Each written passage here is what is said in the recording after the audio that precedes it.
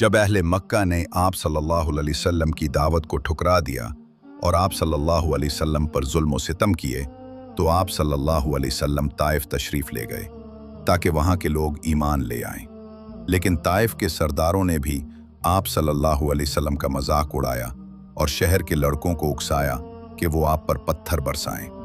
आप सल्लल्लाहु अलैहि वसल्लम के जिस्म मुबारक से खून बह निकला, जूतियां खून से भर गईं, हत्ता कि आप सल्लल्लाहु अलैहि वसल्लम एक बाग में जाकर पनाह लेने पर मजबूर हो गए।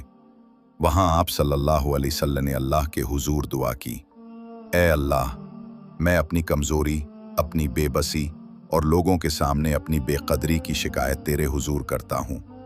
तू ही सबसे ज़्यादा रहम करने वाला है। इसी वक्त जिब्रील हाजिर हुए और अर्ज़ किया, या रसूल अल्लाह सल्लल्लाहु अलैहि वसल्लम, अगर आप हुक्म दें तो मैं पहाड़ों के फरिश्ते को कहूँ कि ये दोनों पहाड़ ताइफ के लोगों पर मिला दे।